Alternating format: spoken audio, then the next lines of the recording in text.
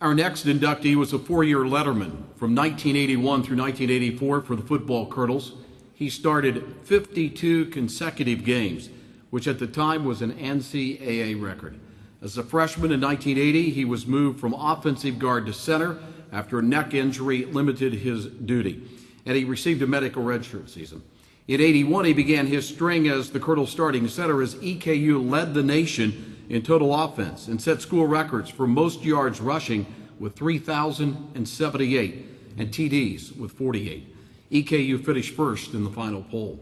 As a sophomore in 82, he was a second-team All-OVC choice as the Colonels went 13-0 and won the national title. As a junior, he was selected as the team's most valuable player on offense, on his way to being chosen as a first-team Kodak All-American. EKU finished the 83 season 8th in the nation in rushing offense, 8th in the nation in the final poll, on the way to a third straight OVC championship. His senior year in 1984 produced a second consecutive selection, first team Kodak All-American. He also served as offensive captain for the second straight season as Eastern won that fourth straight league title, finished 8th in the final poll that season, and led the conference in rushing again that season at 206.4 yards a game, and rushing TDs, 26 of them. He graduated in 1985 with a bachelor's degree in fire safety engineering technology with an emphasis in industrial risk management, and since he has continued his career in risk management and safety. Ladies and gentlemen, he wore number 53, Chris Sullivan.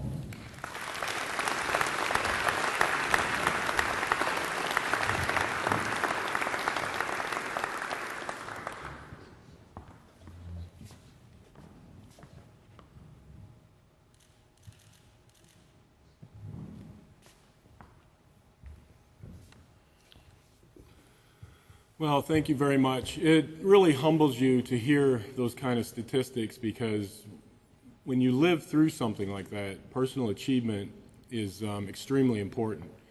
And everybody wants that as an athlete, to be personally recognized, individually.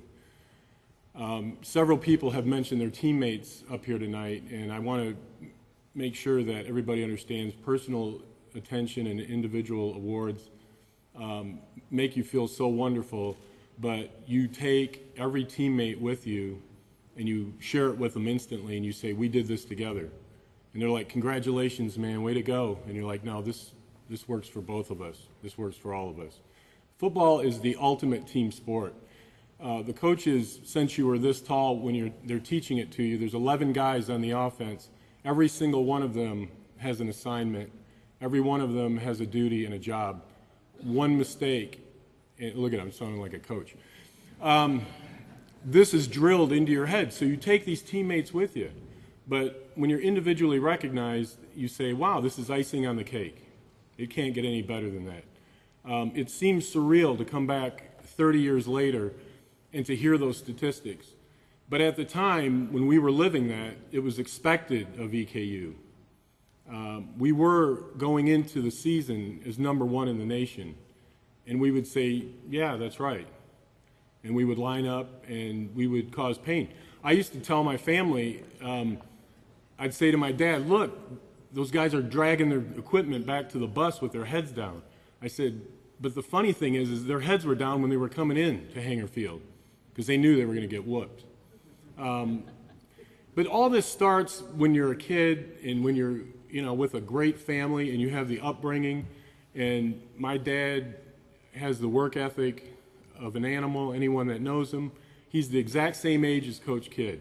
So those two men in my life, mirror each other. And my brothers were at every game. My dad was a ringleader. They'd get up at 4 in the morning on Friday and they'd drive up and they'd be at every game. And that builds something inside an athlete because the preparation for that week and the anticipation of what was about to happen. And I like to call Saturday payday. I built these little things in my head, and one of them was Saturday is payday. Coach Kidd told us that you don't win the game on Saturday. You're going to go out and play on Saturday, but you start winning on Sunday night when you watch the film, Monday's practice, Monday night film. If you're not preparing yourself to win that game on Saturday, you're going to be in trouble. and that team is going to know it.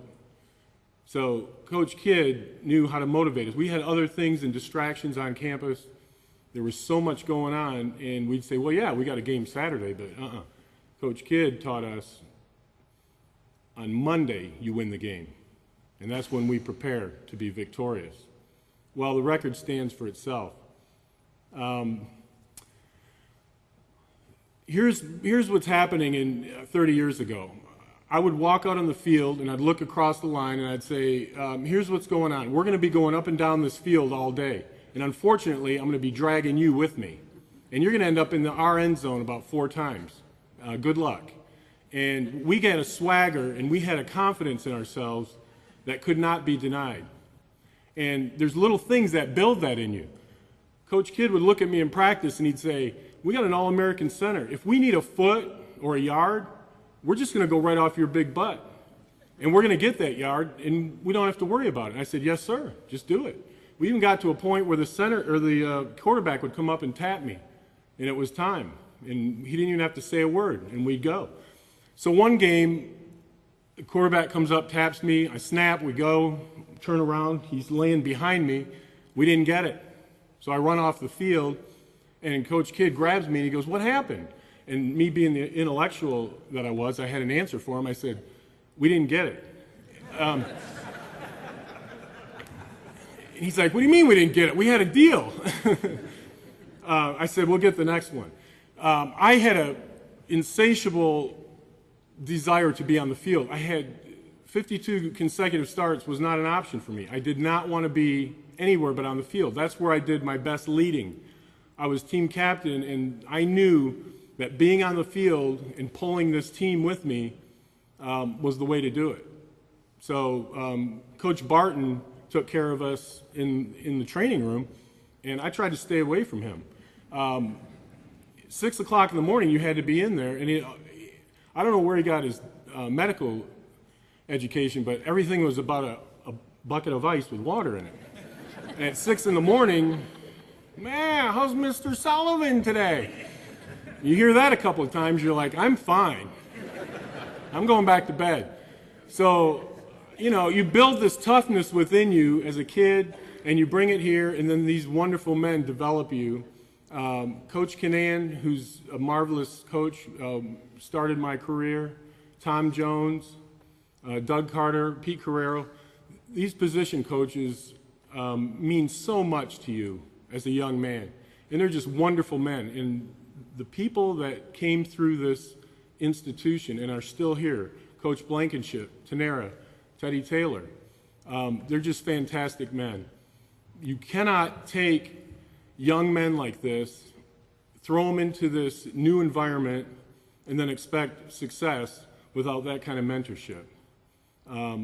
So here it is in '82. We're undefeated. I met this new girl, and I'm on EKU's campus. Fall is in the air. I mean, my family is coming down, 12, 15 of them at a time for the home games. How much better could life be? My wife, Kirsten, we just celebrated our 26th wedding anniversary. So in '82, when we met and then dated for 5 years, that was brought to me by EKU. The championships were brought by EKU. These individual awards were brought to me by EKU. So to say the love I have for this environment is just completely understated. The teammates, again, that you work with on a day-to-day basis, and you sweat it out and you fight it out, are really the cornerstone of this program.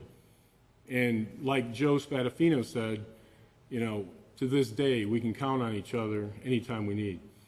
I want to recognize Coach Kidd, because when you talk about EKU athletics nationally, and when you talk about EKU football, you do talk about Coach Roy Kidd. And the moments that I can personally say that I shared with him will always be with me in a way that it's only ours. Nobody else can have that. So to be in a system like that, in a program, you really, you know, words don't define it. I broke my thumb going into my junior year, and it's my snapping hand, and I go down and get an x-ray, and they said, well, it's broken, you broke your thumb. And I said, no, that can't be right. I'm the center, and I have to snap with that hand. And they said, well, you must be Polish. And I said, yeah, I am. That's true. And they said, no, it's broken, and you can't snap with that hand. So one of the coaches says, don't worry, we'll move you to guard. And Coach Kidd says, no, hang on a second. Can you snap with your left hand? I said, I don't know. And he said, well, give it a try. Go over there and work on it. So I went over and worked on it for a few minutes. He goes, how's that feel? I said, well, it feels slow. And he goes, well, do it faster. And when I became center, I had this, I said, I got to make this position my own. I don't know what to do. So I'm thinking about it. And I said, okay, I start every play. I'm at an advantage here. Nobody can move until I do. So the biggest thing with a center is you've got to be quick, and I had the quick feet, and I turned my snap into an explosion. This is what I built in my head. I said, I'm going to have a stick of dynamite in my hand, and every time the ball snapped, that dynamite's going to go off, and that's going to be my advantage. So all of a sudden now my hand's gone, and I've got this, and there was no stick of dynamite, but I made up something else. We cast this thing with a rubber pad, and I missed one practice and started snapping left hand. That was my first All-American award that year. I snapped the whole year left-handed because I kept breaking this one. We'd get out of 3 or 4 games would go by, I'd say, can you x-ray this thing? And they'd x-ray it, and they'd go, well, it's broken. And they said, did you really think this was going to heal? And I said, well, yeah, a couple of weeks would go by, and I'd just go back to my right hand. So I snapped the whole season left-handed. I did not want to not be on the field for my teammates and for my love of the game, but more importantly for Coach Kidd, because he demanded that we be our best, and you perform for him. And we all feel the same way. We expected to be #1 in the nation. We expected to go in and beat people that we weren't supposed to. We expected people to come into Hangar Field and walk out dragging their equipment with their head down. And it all started with Roy Kidd. You can't meet finer people than Roy and Sue Kidd. And everybody here that knows that, it's unfortunate the rest of the United States doesn't get to experience it like we do. So, fantastic people. I've been blessed with a grandson 9 months ago. Caitlin and Jacob had our first grandbaby, Cameron. My son Josh and Jordan are here. I am just thrilled to be able to accept this award. Thank you to the committee, and thank you for thinking of me after 30 years. And when I hear those awards personally, I love it. And people say, well, you're way too humble. You were that good.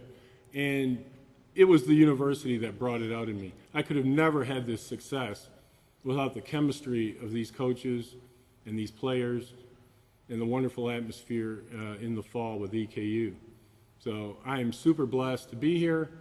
I love this university, and I'll take the award, but let everybody know that it's the experience that is the true beauty of what we did here. So thank you very much.